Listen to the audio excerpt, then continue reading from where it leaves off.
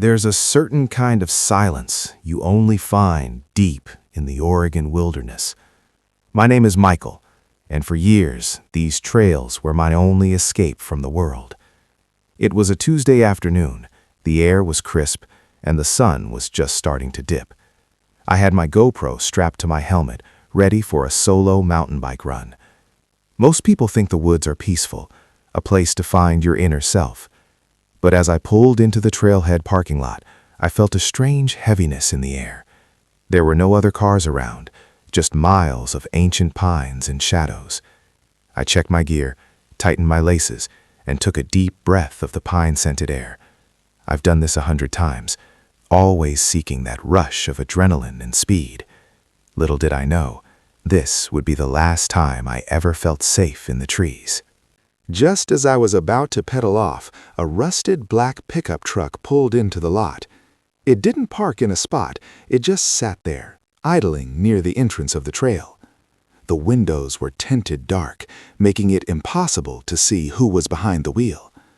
I felt a pair of eyes on me, watching every move I made with clinical precision. I waved, trying to be friendly, but the driver didn't respond or roll down the glass.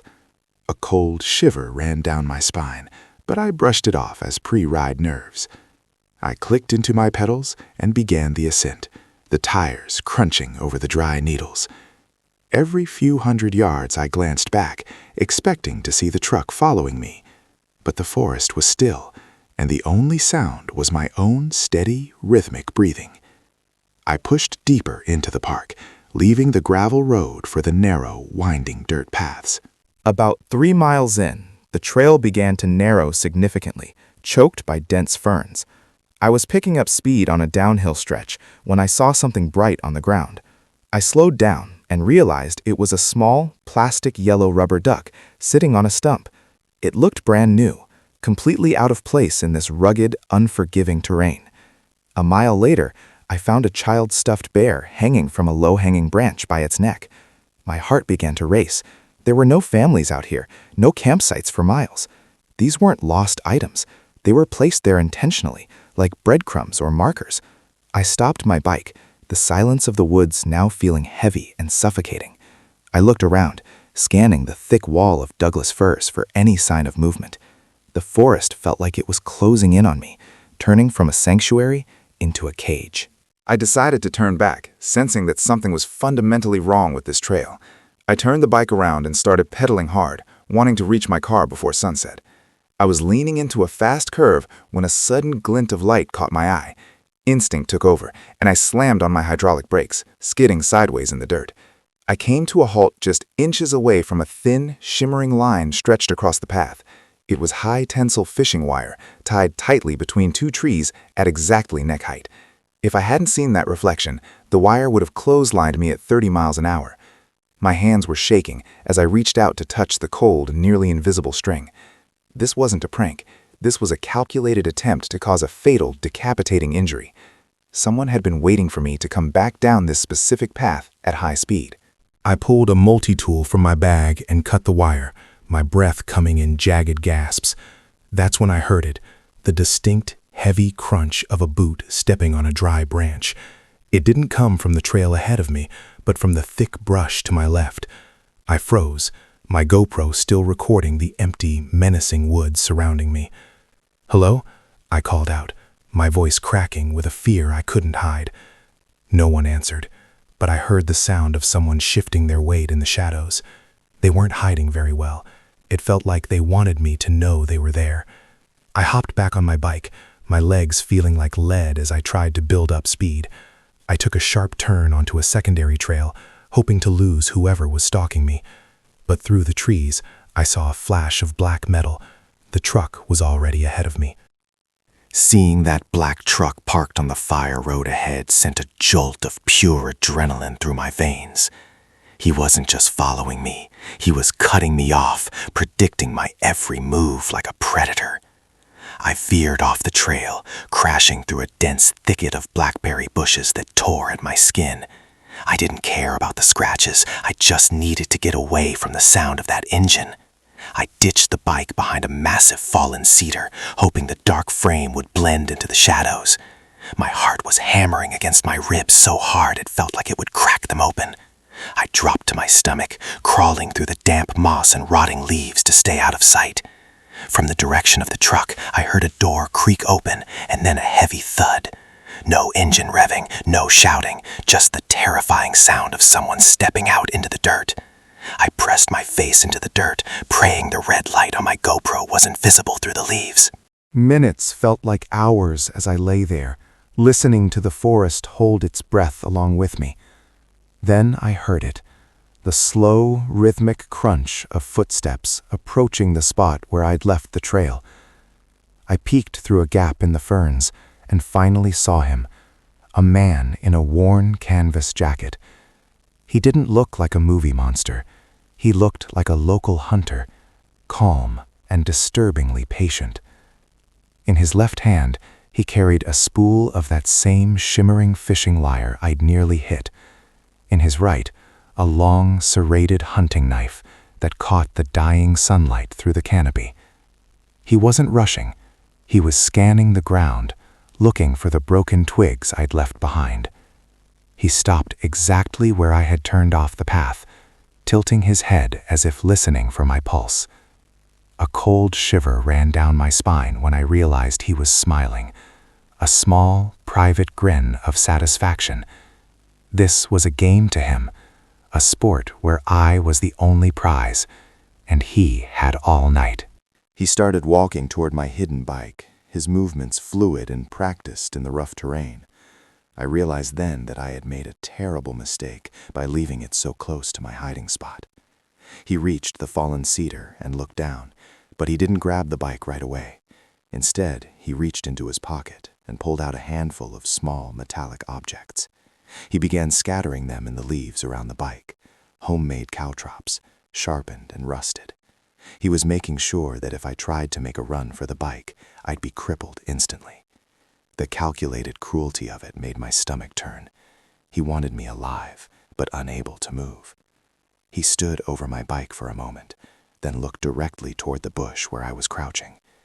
I held my breath until my lungs burned, refusing to let even a single gasp escape my lips.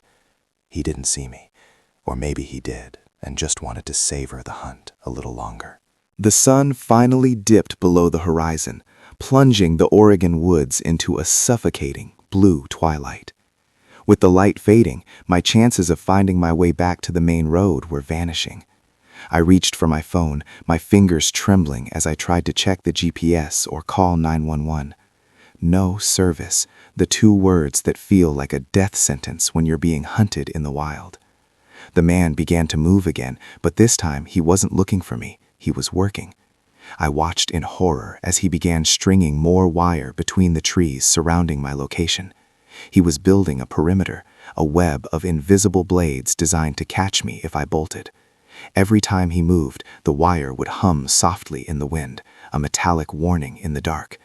I realized he was circling me, slowly narrowing the space I had left to hide or run.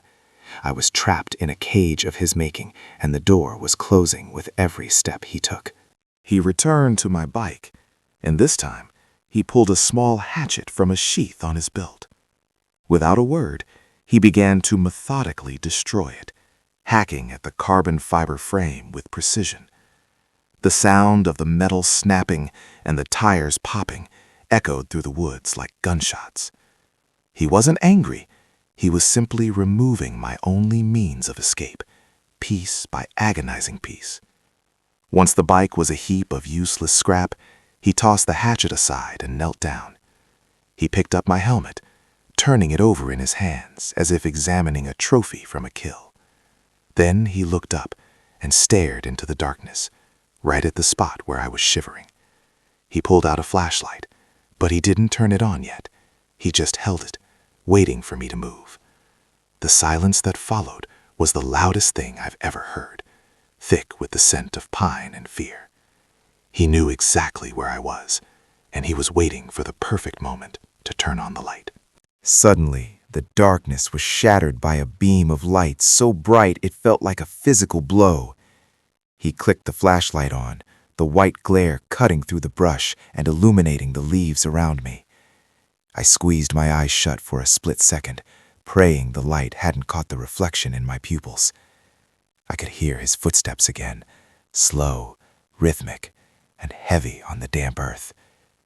He started whistling a low, tuneless melody that made the hair on my neck stand up.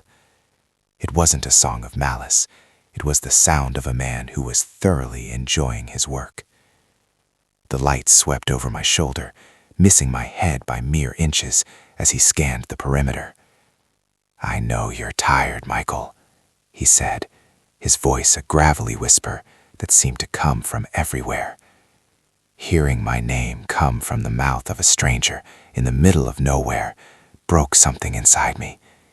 He hadn't just found me by chance.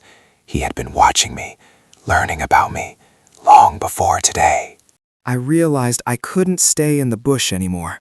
If I didn't move now, I was going to die in this hole. I began to crawl backward, keeping low to the ground and feeling the dirt under my fingernails. My hand brushed against something cold and thin, the fishing wire he had strung earlier. I froze, my heart hammering against my ribs so hard I thought it would crack them. I carefully lifted my hand, seeing the thin line vibrate just inches from my throat. If I had moved an inch faster, that wire would have sliced through my carotid artery like a hot knife. I looked back and saw him standing by the ruined bike, the flashlight beam dancing through the trees. He wasn't rushing. He was walking the web, checking the tension on the lines he'd set. He was playing with me, guiding me toward a specific point where the traps were the densest. I had to go off-trail, into the thickest, most dangerous part of the woods, to have any chance. I scrambled through the thorns, the sharp branches tearing at my clothes and skin, but I didn't feel the pain. Every few feet, I'd stop and listen, hearing the distant tink of metal as he struck the wires. He was signaling his position, or maybe he was just reminding me that he was still there, lurking. I finally reached a small clearing and saw the glint of moonlight on the roof of that black pickup truck. It was parked right at the edge of the service road, the engine idling a low, rhythmic thrum. This was my only shot. If I could get to the truck, maybe I could find a weapon or drive away. But as I got closer, I saw the driver's side door was wide open, inviting me in. Then I noticed the ground around the truck was covered in a carpet of those rusted caltrops. He wanted me to run for the truck, to think I was safe, only to be maimed at the finish line. My hope vanished, replaced by a cold, hard realization. He had anticipated every single move I could make.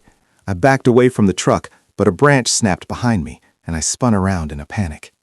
He was there, standing less than 10 feet away, his silhouette framed by the truck's dim headlights. He didn't have the hatchet anymore. Instead, he held a long, thin coil of that shimmering wire. I could finally see his face. He looked like anyone you'd see at a grocery store or a gas station. There was no madness in his eyes, just a terrifying, professional emptiness that was far worse. He took a step toward me, and I felt the sting of a wire against the back of my calf. I was backed up against a tree he had already rigged, the trap now biting into my own skin.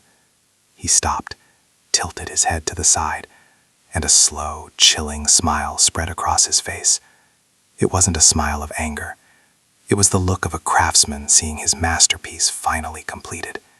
He raised the wire in his hands, and for a second, I stared directly into the lens of my own GoPro. I didn't wait for him to close the distance. I threw my heavy backpack at his face and bolted. I ran blindly into the dark, ignoring the wires that whipped at my arms and the thorns that cut my face. I crashed through a creek bed and tumbled down a steep embankment, hitting the gravel of the main road. A pair of headlights rounded the corner, and I screamed, waving my arms like a madman until the car stopped. The couple inside looked horrified as I collapsed against their window, bleeding and babbling about the wires. When the police arrived an hour later, the black pickup truck was gone, leaving only tire tracks in the mud. They found the wires, the destroyed bike, and the caltrops, but they never found a single fingerprint. To this day, the Oregon wire wrapper remains unidentified, a ghost in the Pacific Northwest woods. I still have the scars on my neck and arms, physical reminders of the night I was almost a trophy. Sometimes at night, I check my GoPro footage and see that smile, and I know he's still out there, waiting.